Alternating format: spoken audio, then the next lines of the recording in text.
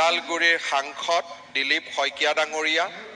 গুৱাহাটী লোকসভা সমষ্টিৰ সাংসদ বিজুলী কলিতা মেধি ডাঙৰীয়ানী, শ্ৰীযুত মতিলাল ৰাভা ডাঙৰীয়া, ৰাভা ছাত্ৰ সন্থাৰ সভাপতি, ললিতা ৰাভা ডাঙৰীয়ানী, ৰাভা ওমেন কাউন্সিলৰ সভানেত্ৰী, দশানন ৰাভা ডাঙৰীয়া, ছিক্স শিডিউল ডিমাণ্ড কমিটিৰ সভাপতি, শ্ৰী দীপাংকৰ নাথ ডাঙৰীয়া, সোণাৰাম ৰাভা ডাঙৰীয়া, ৰাভা হাছং অট'নমাছ কাউন্সিলৰ অধ্যক্ষ, অলকা ৰাভা ডাঙৰীয়ানী, উপাধ্যক্ষ ৰাভা হাছং অট'নমাছ কাউন্সিল, আমাৰ মাজত উপস্থিত ৰাভা হাছং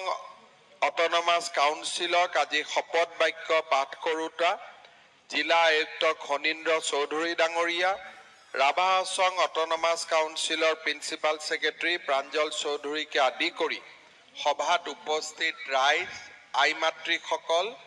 আৰু যুৱক যুৱতী বন্ধু বান্ধৱীসকল,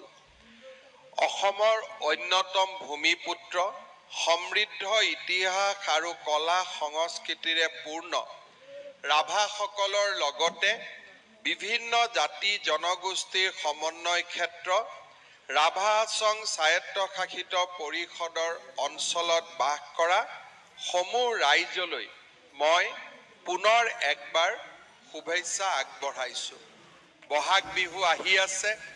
আপোনালোক সকলোকে বহাগ বিহুৰো আগতীয়া ওলগ জনালোঁ। গোৱালপাৰা জিলাৰ জয়ৰামকুছিৰ পৰা আৰম্ভ কৰি কামৰূপ জিলাৰ ৰাণীলৈ বিস্তৃত হৈ থকা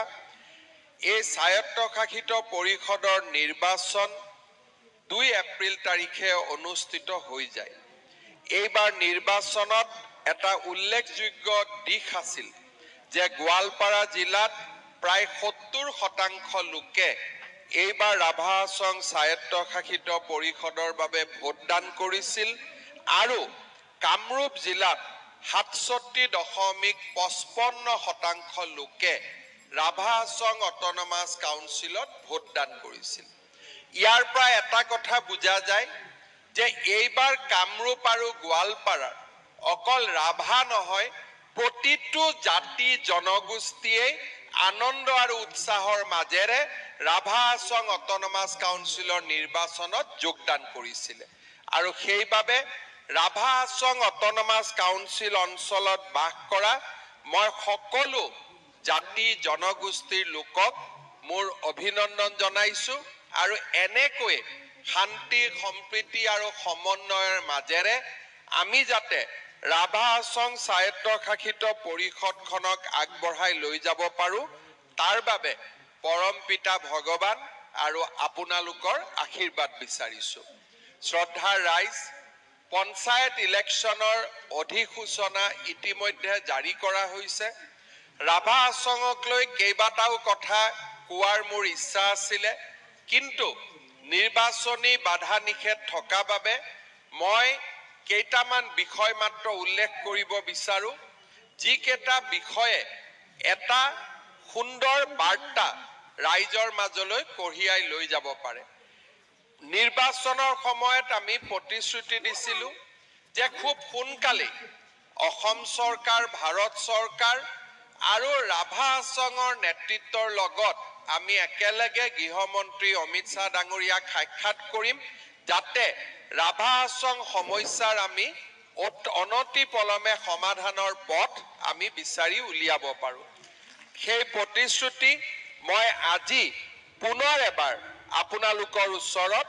দোহাৰিব বিচাৰিছোঁ। দ্বিতীয়তে, ৰাভাসকলক এটা ৰাজশক্তি ৰূপে প্ৰতিষ্ঠা কৰাৰ দীঘলীয়া পৰিক্ৰমাৰ মূল ব্যক্তিজন আছিল বীৰ দদান। ৰাজ্য চৰকাৰে দদানৰ এটা বিশাল প্ৰতিমূৰ্তি আমি ৰাভা হাছং স্বায়ত্তশাসিত পৰিষদত প্ৰতিষ্ঠা কৰাৰ কাৰণে সিদ্ধান্ত লৈছোঁ। এই প্ৰতিমূৰ্তিটো 100 ফুটতকৈও ডাঙৰ প্ৰতিমূৰ্তি হ'ব, যোনে ৰাভাসকলৰ শৌৰ্য বীৰ্য সদায়ে ভাৰতবাসী ৰাইজৰ আগত সগৌৰৱে বিস্তাৰ কৰিব পাৰে, সগৌৰৱে প্ৰকাশ কৰিব পাৰে। ৰাভা যিসকল লোক ৰাভা হাছঙৰ বাহিৰত বাস কৰে, তেওঁলোকক মই আগতেই কৈ যোৱা ধৰণে পুনৰ এবাৰ প্ৰতিশ্ৰুতি দিছোঁ যে 15 আগষ্টৰ ভিতৰত ৰাভা হাছং স্বায়ত্তশাসিত পৰিষদৰ বাহিৰত বাস কৰা ৰাভাসকলৰ যি কাউন্সিলৰ ডিমাণ্ড আছিলে সেই ডিমাণ্ডটো আমি 15 আগষ্টৰ আগতে সুমীমাংসা কৰিম সেই প্ৰতিশ্ৰুতিও মই আজি আপোনালোকৰ ওচৰত দিব বিচাৰিছো চতুৰ্থতে ৰাভা হাছঙত 36 গৰাকী কাউন্সিলৰক ৰাইজে ভোটদান কৰিছে আৰু 36টা সমষ্টিতে উন্নতি হ'ব লাগে কিন্তু ৰাভা হাছঙৰ সীমিত সুবিধাৰ বাবে তেওঁলোকে সকলো জাগাতে উন্নতি কৰিব নোৱাৰে মই ইলেকশ্যনৰ পিছত ৰাভা হাছঙৰ 36টা সমষ্টিৰ বাবে পৃথকে সুন্দৰ একোটা ধনৰ আবলটন আপোনালোকৰ কাৰণে কৰাৰ মই প্ৰতিশ্ৰুতি দিছো আজি মই সংখ্যা আদি ক'ব বিচৰা নাই যেহেতু আমাৰ ইলেকশ্যন চলি আছে কিন্তু 36 ইনটু 2 3 4 যি হয় আমি এটা ভাল টকা এটা আমি আপোনালোকক দিম যাতে একেবাৰে মেঘালয় সীমাৰ পৰা ৰাণীলৈকে প্ৰত্যেকটো সমষ্টিতে আমি কিবা এটা নহয় কিবা এটা আমি ভাল কাম কৰিব পাৰো সেই প্ৰতিশ্ৰুতিও মই আজি ৰাইজৰ আগত দাঙি ধৰিছো পুনৰ এবাৰ আমাৰ ভাৰতীয় জনতা পাৰ্টি ৰাভা হাছং যৌথ স্বায়ত্তশাসিত পৰিষদক ৰাভা হাছং যৌথ সংগ্ৰাম সমিতিক সুন্দৰ বিজয়ৰ বাবে মই ধন্যবাদ জনাইছো আৰু লগতে আন যিসকল দল বা নিৰ্দলীয় প্ৰাৰ্থী বিজয়ী হৈছে তেওঁলোককো মই অভিনন্দন জনাইছো পুনৰ এবাৰ এই সুন্দৰ বিজয়ৰ বাবে মই ৰাভা হাছং যৌথ সংগ্ৰাম সমিতি আৰু মুখ্য কাৰ্যবাহী সদস্য টংকেশ্বৰ ৰাভা ডাঙৰীয়াক অভিনন্দন জনাইছো ভাৰতীয় জনতা পাৰ্টিৰ সুন্দৰ ফলাফলৰ বাবে আমাৰ দলৰ সভাপতি দিলীপ শইকীয়া ডাঙৰীয়াক অভিনন্দন জনাইছো আৰু যি ৰাজনৈতিক দল নিৰ্দলীয় প্ৰাৰ্থী জিকিছে তেখেতসকলকো মই আমাৰ সকলোৰে হৈ শুভেচ্ছা জ্ঞাপন কৰি মই মোৰ বক্তব্যৰ সামৰণি মাৰিছো ধন্যবাদ জয় হিন্দ বন্দে মাতৰম জয়তু ৰাভা হাছং